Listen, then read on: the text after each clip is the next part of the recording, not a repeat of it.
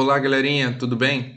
Dando continuidade ao conteúdo de ecologia, na aula de hoje estaremos falando sobre mudanças no meio ambiente, sobre as mudanças ambientais.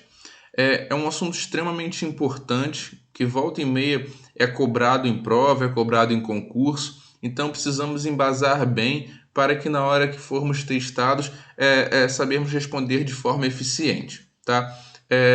Não vamos entrar em assuntos polêmicos como política e ambiente, como volta e meia é noticiado pela mídia, mas vamos falar sobre a questão biológica por trás dessa mudança, a questão biológica por trás desse fenômeno. Tudo bem?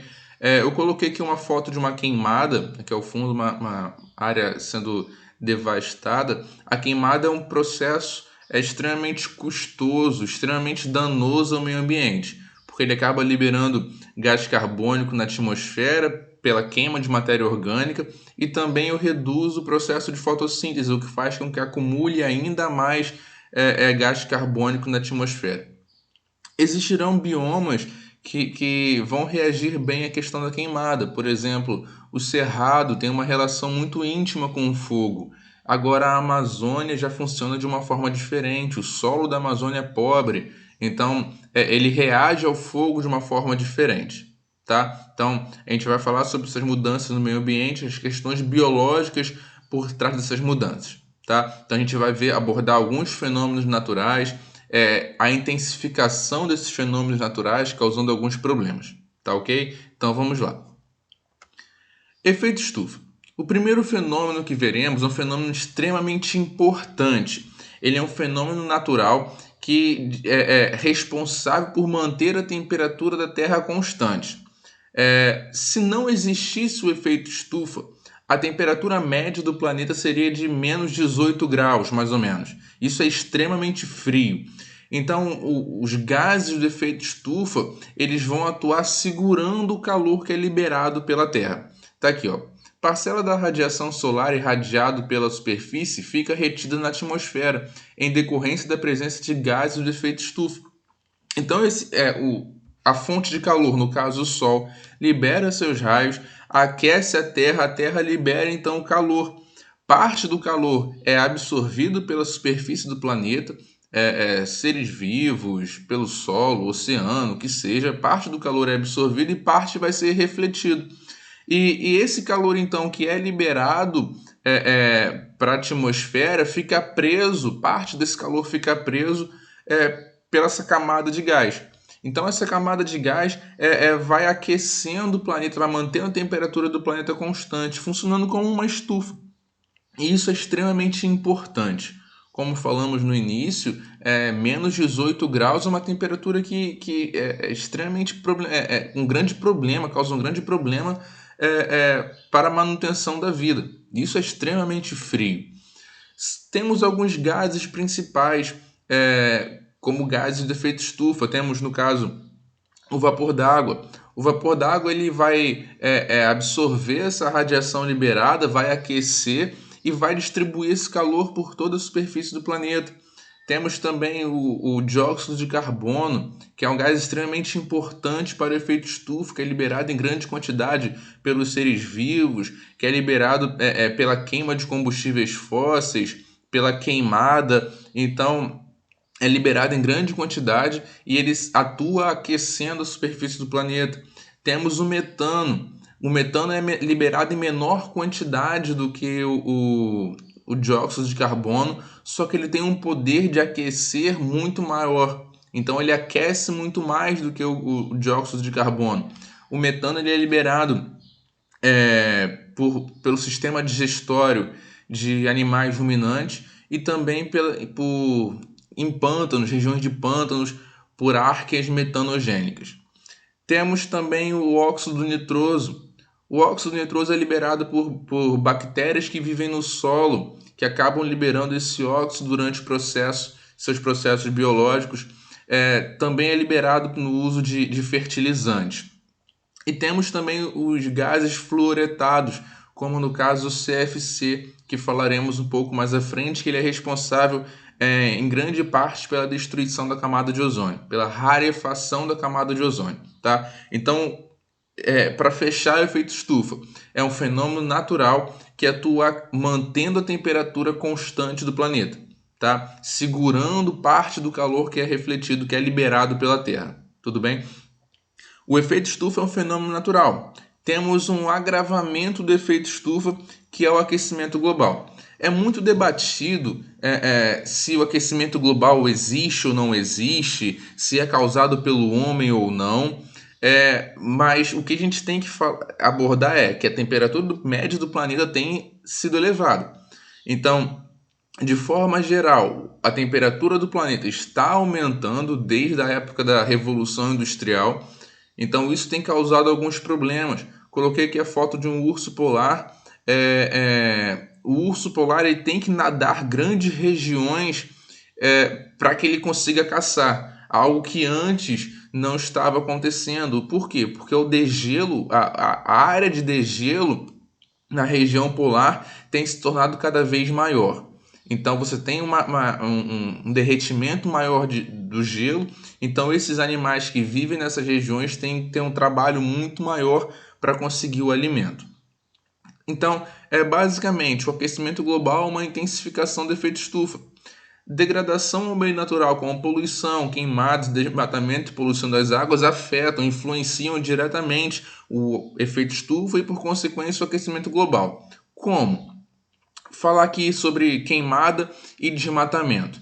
Tá, quando eu realizo o desmatamento, eu desmato, né, no caso, eu retiro árvores. Um processo que as árvores realizam é de fotossíntese. Durante a fotossíntese, as árvores captam o gás carbônico que está presente na atmosfera e produzem o seu próprio alimento.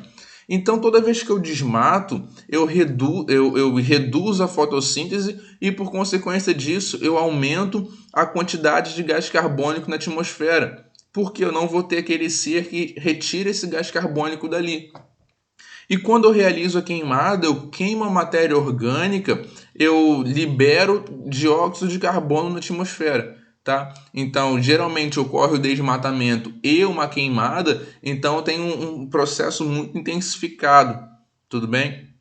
Poluição das águas, as águas ficando mais escuras diminui a taxa de fotossíntese. E se diminui a taxa de fotossíntese também, mais gás carbônico vai ficar na atmosfera. Tá? Então, são processos que atuam diretamente no efeito estufa e, por consequência disso, no aquecimento global. Os gases do aquecimento global são basicamente os mesmos do efeito estufa, tá? Então, vai causar grandes problemas essa questão do aquecimento global. As cidades costeiras vão sofrer bastante, porque pela elevação do nível do mar, e isso vai ser um problema. A mudança climática como um todo, chuvas em regiões onde não era para estar chovendo, ou em épocas que não era para estar chovendo, ou secas em épocas que não era para estar seco, tá? Então, isso vai gerar um grande problema ambiental, tá ok? Então, efeito estufa é diferente de aquecimento global. Efeito estufa é um processo natural, aquecimento global ele é uma intensificação desse efeito estufa que, em grande parte, é causado por uma ação antrópica, ou seja, é causado pelo homem, tá? Então, vamos lá. Rarefação da camada de ozônio. Temos aqui uma série de fotos mostrando o buraco na camada de ozônio e, com o passar do tempo, como ele tem diminuído, de certa forma. O buraco na camada de ozônio é um processo natural. Ele vai ocorrer durante determinadas épocas do ano e depois acaba desaparecendo. Só que o problema é que ele estava aumentando, estava ficando muito grande. E principalmente em regiões polares. Aqui na Antártida, a maior quantidade de raios ultravioleta que passavam, o maior calor passava nessa região e, por consequência disso, ocorria o maior derretimento da camada de gelo. Em grande parte, ele era causado pelo CFC, é um gás que ele era utilizado em motores de geladeira, por exemplo. Ele reage facilmente com o ozônio. Ele ia para a atmosfera em contato com a radiação ultravioleta, acabava quebrando essa molécula de ozônio, transformando em oxigênios e liberando isso. Então, a destruição dessa camada de ozônio era um grande problema. É um grande problema. E o problema maior ainda do CFC é que o CFC não reage somente com uma molécula de ozônio. Ele fica na atmosfera por vários anos, então ele causa uma grande destruição, tá? Com o passar do tempo, o CFC tem sido substituído por outros compostos que causam menos problemas ambientais, tudo bem? Mas o buraco na camada de ozônio é um processo natural que ocorre durante determinadas épocas do ano, mas que com o tempo estava aumentando esse buraco. Eutrofização é um processo muito comum que ocorre nos corpos de água aqui no Brasil. É um processo que ocorre em etapas, que ocorre em escalas. A eutrofização começa assim: tem uma crescente taxa de poluição neste ecossistema. No caso, temos aqui uma saída de um corpo de água, seja esgoto, ou então água de rio, ou então água de chuva, o que seja, é um corpo de água. Temos aqui e temos uma região eutrofizada, temos aqui muitas algas que se reproduziram nessa região. Então, tem uma crescente taxa de poluição. Geralmente essa poluição vem por matéria orgânica, esgoto. Então tem uma grande quantidade de matéria orgânica sendo depositada nesse local, nesse corpo de água. Essa grande quantidade de matéria orgânica depositada promove a multiplicação de algas. Aí o que acontece? Essas algas, então, têm muito alimento, têm muito nutriente, elas acabam se reproduzindo em grande quantidade. Como elas se reproduzem em grande quantidade, elas formam esse tapete verde aqui por cima. Esse tapete verde aqui impede que a luz passe. Como esse tapete, então, impede que a luz passe, ele vai reduzir a fotossíntese nas camadas inferiores. A fotossíntese vai ocorrer somente aqui em cima, nas camadas inferiores não vai ocorrer. Se não ocorre fotossíntese nas camadas inferiores, os seres aeróbicos, ou seja, os seres que respiram oxigênio, vão começar a morrer.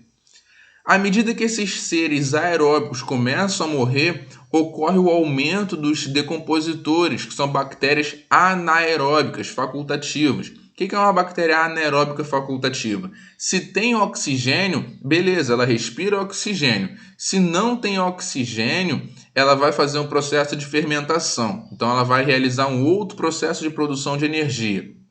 Então, essas bactérias anaeróbicas, elas vão realizar o processo de decomposição desses animais que morreram porque não tinham oxigênio.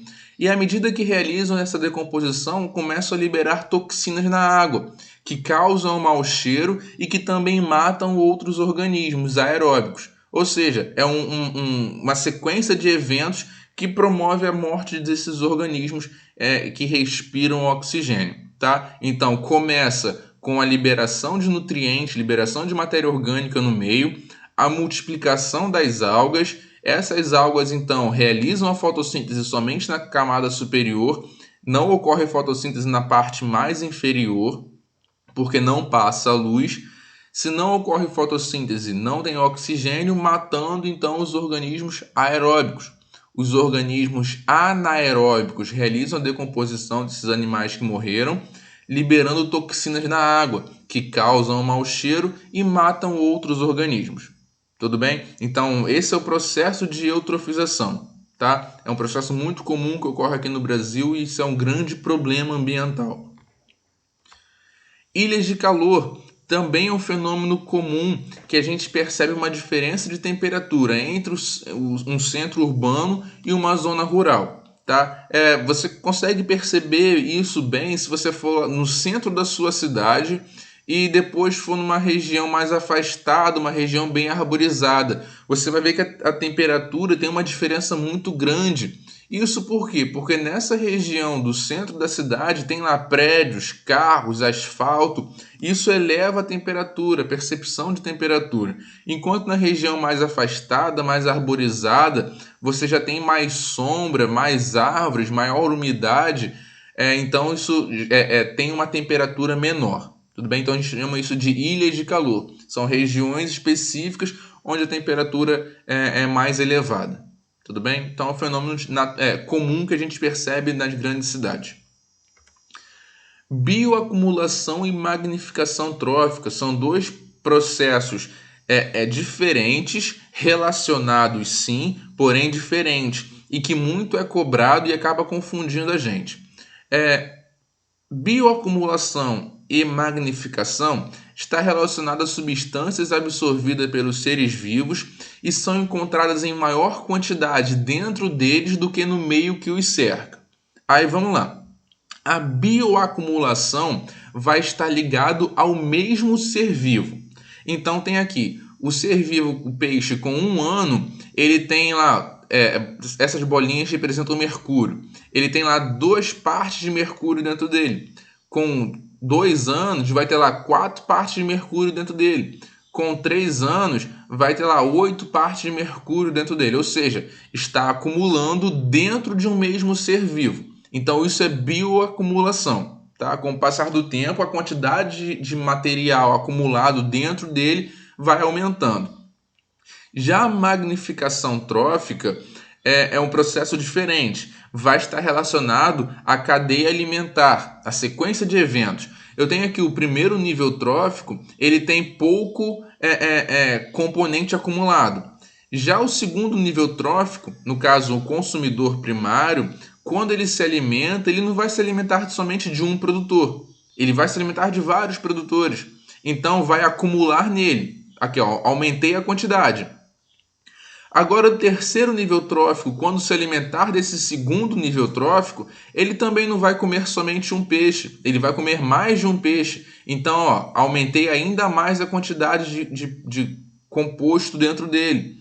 O quarto nível trófico, a mesma coisa, quando se alimentar desse terceiro, ele não vai comer somente um, ele vai comer vários, acumulando ainda mais. Tá? Então, magnificação trófica vai ocorrer em diferentes níveis da cadeia alimentar, aumentando a acumulação com o passar dos níveis. Tá? Então, toda vez que estiver algo relacionado à magnificação trófica, o último nível da cadeia alimentar ele sempre será mais afetado do que o primeiro. Tudo bem? Então, no caso, se aqui tivesse uma garça, por exemplo, essa garça teria muito mais matéria acumulada, no caso, um mercúrio, do que todos os outros. Por quê? Porque a garça também não vai se alimentar somente de um peixe, vai comer vários outros peixes. Então, tudo aquilo que foi acumulando nesses níveis tróficos vai chegar até ela. Tá? Então, em um ambiente onde ocorre a magnificação trófica, o último nível ele sempre é mais afetado. Tudo bem? Então, bioacumulação ocorre em um mesmo ser ao longo dos anos, com o passar do tempo, e a magnificação trófica ou biomagnificação ocorre em diferentes níveis tróficos, em diferentes níveis da cadeia alimentar. Tá? O primeiro nível ele tem menos substância acumulada e o último nível vai ter mais substância acumulada, ele é mais afetado. Ok? Chuva ácida também é um processo natural. A chuva naturalmente é ácida devido à presença de gás carbônico na atmosfera que reage com a água formando ácido carbônico, só que é um ácido fraco. Essa chuva que estaremos falando ocorre em grande parte pela presença de ácido nítrico. Esses combustíveis, a queima de combustíveis fósseis em indústrias ou então em automóveis liberam óxidos de enxofre ou então óxidos de nitrogênio.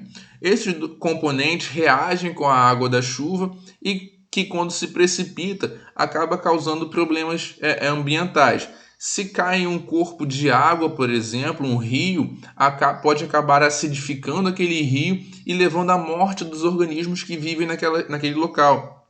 Se cai em uma região de floresta, ou então uma região de plantação de alface, por exemplo, isso pode causar destruição daquelas folhas. Então tem esse problema, tem toda essa questão da chuva ácida. Tudo bem? Inversão térmica também é um processo natural que ocorre nas cidades. Tá? Ele é um processo que ocorre mais, que a gente percebe mais, principalmente no inverno. O que acontece? O processo natural de um gás quando ele é aquecido, todo gás, quando é aquecido, ele sobe, vai para uma região mais fria. Nessa região mais fria, ele perde energia, perde calor, vai ficar mais frio e depois desce. Então, assim que é renovado o ar sobre uma cidade. Já no processo de inversão térmica, como eu falei, ocorre grande parte no inverno, o que vai acontecer? O ar próximo à superfície ele vai estar mais frio. Aí o que acontece? O ar mais frio ele é mais denso. Se ele é mais denso, ele acaba não subindo. E o ar que está aqui próximo à superfície da cidade ele está muito poluído. Porque tem muito carro, indústrias, então é um ar muito poluído. Quando esse ar aqui sobe em um processo normal, em um fluxo normal, ele leva os poluentes que são dispersos pelas correntes de vento. Só que aqui nesse caso, na inversão térmica, como esse ar frio ele não sobe, ele se mantém próximo à superfície, esses poluentes não são dispersos. E isso pode causar inúmeros problemas respiratórios. Tá? Então, por isso que é mais comum um problema respiratório em uma grande cidade do que numa região de interior, tá? Devido à poluição gerada nesse local e que quando ocorre o problema de inversão térmica ela não acaba não se dispersando. Tudo bem? E por último, temos a poluição e invasão biológica. Tá? A poluição biológica é a contaminação de águas por micro-organismos patogênicos oriundos de dejetos humanos. Temos como, por exemplo, os coliformes fecais, liberados juntamente com as fezes, que é encontrado em corpos de água em que ocorre a liberação de esgoto. Então, isso é um exemplo de poluição. E um exemplo de invasão, temos aqui o peixe-leão, é a introdução de uma espécie exótica em um novo ecossistema. Por que isso é problemático? Porque essa espécie exótica, em um novo ecossistema, acaba não tendo predador. Então, essa espécie acaba competindo com os organismos que vivem naquela região, mas por não terem predadores, essa espécie acaba reproduzindo em grande quantidade e sobrepondo em número os organismos que viviam ali anteriormente, causando então um grande problema ambiental. Tudo bem? Espero que tenham entendido, espero que tenham gostado. Qualquer coisa sinaliza para mim que eu respondo vocês depois, tá ok? Tchau, tchau, abraço.